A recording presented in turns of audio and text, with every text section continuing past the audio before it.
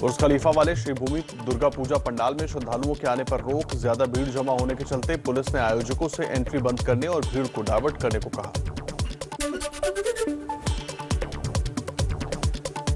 त्रिपुरा के राज परिवार की दुर्गा पूजा आज भी आकर्षण का केंद्र। मां दुर्गा के बनाए जाते हैं सिर्फ 2 हाथ। 5 सदी पहले शाही परिवार ने दुर्गा पूजा की शुरुआत की थी।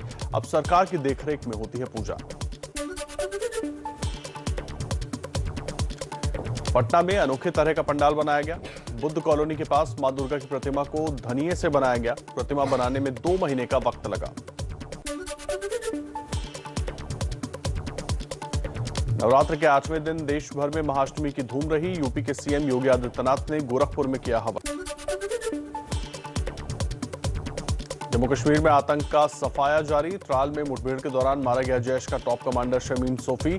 कुपवाड़ा में सर्च ऑपरेशन में भारी तादाद में हथियार और गोला बारूद बरामद। जम्मू कश्मीर में बढ़ती आतंकी घटनाओं के बीच एनआईए की छापेमारी जारी। आतंकियों के 9 मददगार गिरफ्तार। अक्टूबर में घाटी में अब तक 12 आतंकी मारे गए। जम्मू कश्मीर के टारगेट किलिंग में 5 संदिग्धों से एनआईए की पूछताछ जारी। पिछले हफ्ते कश्मीर में अलग अलग आतंकी हमलों में 7 नागरिकों की हत्या हुई थी। लश्कर के 6 आतंकियों की तलाश तेज। दिल्ली से गिरफ्तार पाकिस्तानी आतंकी मोहम्मद अशरफ का पूछताछ में कबूलनामा। 2009 के जम्मू बस स्टैंड हमला, 5 जवानों की हत्या और जम्मू कश्मीर में हथियार सप्लाई की बात कबूल की। राष्ट्रपति रामनाथ कोविंद आज जम्मू कश्मीर और लद्दाख दौरे पर जाएंगे। कल द्रास में जवानों के साथ मनाएंगे दशहरा। घाटी में बड़े आतंकी हमलों के बीच गृह मंत्री अमित शाह अगले हफ्ते जम्मू कश्मीर जाएंगे। 23 से 25 अक्टूबर तक 3 दिन का जम्मू कश्मीर दौरा। उपराष्ट्रपति वेंकैया नायडू के अरुणाचल यात्रा पर सवाल उठाने को लेकर चीन को भारत का कड़ा जवाब। कहा, अरुणाचल भारत का अभिन्न और अविभाज्य हिस्सा। बयानबाजी बंद करे चीन। केंद्रीय गृह मंत्रालय ने बीएसएफ के लिए तलाशी और गिरफ्तारी की नई सीमा तय की। गुजरात से लेकर असम तक सीमावर्ती इलाकों में 50 किलोमीटर तक कर सकेंगे कार्रवाई। बीएसएफ की कार्रवाई का अधिकार क्षेत्र बढ़ाने के गृह मंत्रालय के फैसले पर पंजाब में सियासत तेज। राज्य सरकार और अकाली दल ने ऐतराज जताया। कहा, इस फैसले से आधा पंजाब बीएसएफ के अधिकार क्षेत्र में आ गया है। पूर्व सीएम कैप्टन अमरिंदर सिंह ने गृह मंत्रालय के फैसले का समर्थन किया। कहा, बीएसएफ की बढ़ी उपस्थिति और शक्तियां हमें और मजबूत करेंगी। देश की सुरक्षा से जुड़े मुद्दों पर राजनीति ना हो। और आइए कुछ और खबरों पर नजर डाल लेते हैं। राजनीति से जुड़ी हुई खबरों का आपको अपडेट देते हैं फटाफट अंदाज में।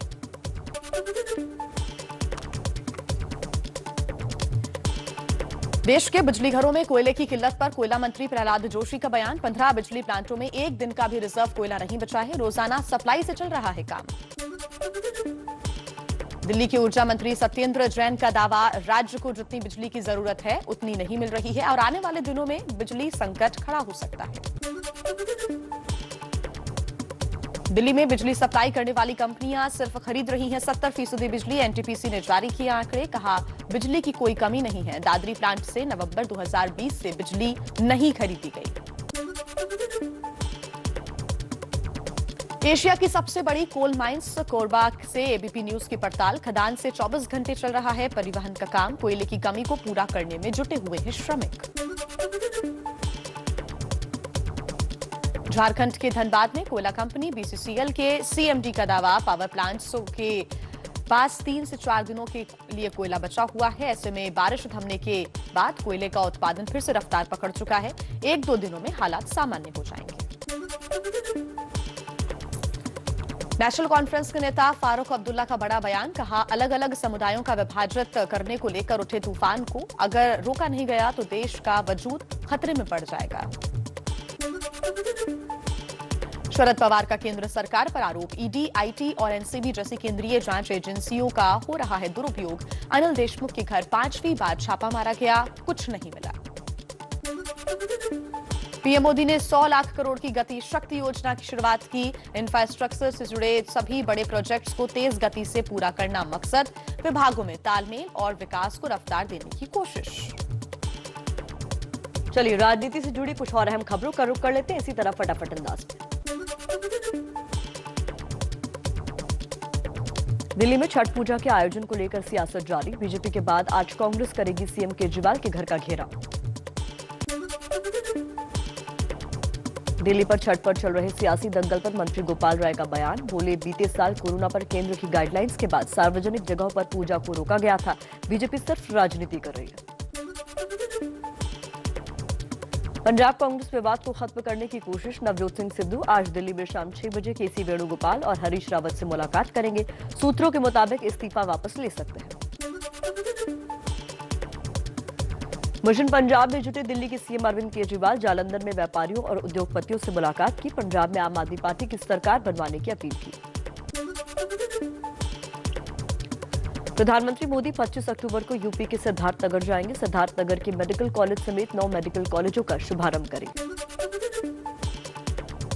5 राज्यों के विधानसभा चुनाव पर बीजेपी की बड़ी बैठक। गृह मंत्री अमित शाह, संगठन मंत्री बीएल संतोष और पीयूष गोयल समेत कई बड़े नेता शामिल हुए।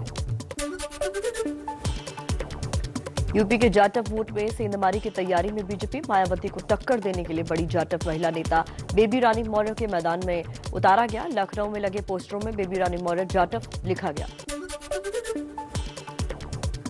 शिवपाल सिंह यादव का गठबंधन पर बड़ा खुलासा। बोले, अखिलेश से फोन पर बातचीत हुई है। समाजवादी पार्टी पहली प्राथमिकता।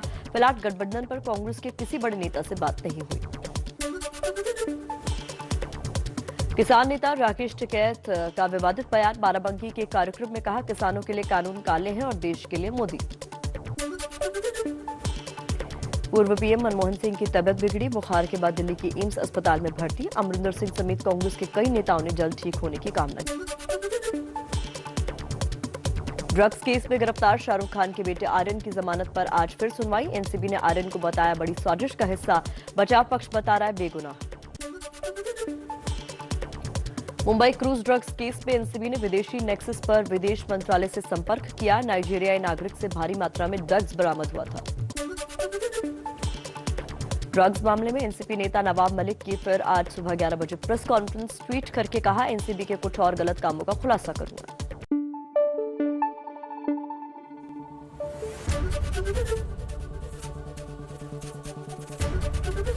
एबीपी न्यूज आपको रखे आगे।